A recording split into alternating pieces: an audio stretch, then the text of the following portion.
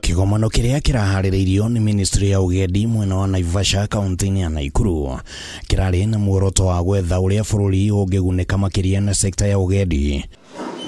Na nĩ gũkũ Minista wa UGENDI na nyamũ cia gĩthaka MIANO araheanĩire kĩranĩro gĩa atĩ bũrũri nĩ ũratanya kwambatĩria ithabu rĩa agendi kuma nja wa bũrũri ihinda-inĩ rĩa mĩaka ĩrĩ ithabu rĩrĩ rĩgĩtanywo gũkinya agendi mirioni 5.5. With this growth, our ambition is to double employment in the sector, creating meaningful and sustainable opportunities, particularly for the youth, because we know over 70% of all the employees in the sector are actually below the age of 30. Tourism remains one of the most powerful pillars of our economy.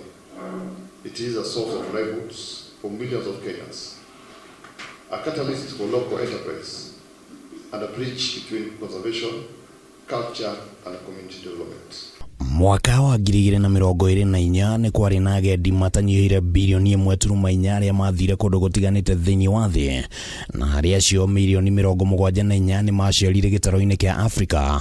Kenya ĩkĩamũkĩra agendi milioni 2.4 gĩkĩarĩ gĩcunjĩ gĩa 3.2 harĩ 100. These targets are mirrored towards what we did 2024. International arrivals were 2.4 million. Earnings was about 452 billion Kenya shillings.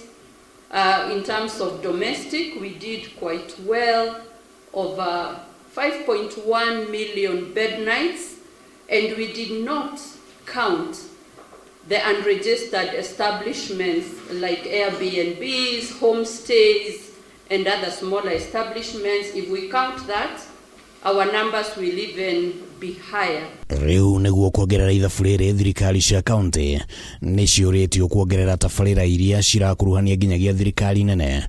Gũkũ bodi ya UGENDI ĩkĩranĩra atĩ nĩ kũgeria gwetha kĩhonia kĩa mathĩna marĩa mang'ethagira sekta ĩno. County governments should prioritize the development and diversification of competitive tourism products at the county level, while the national government focuses on the development of strategic and flagship tourism products. For decades, Kenya's rightly been celebrated for its wildlife, beaches, and world-class safari experiences.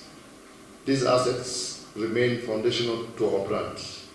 However, the next chapter of Kenya's tourism must be broader, deeper, and more inclusive.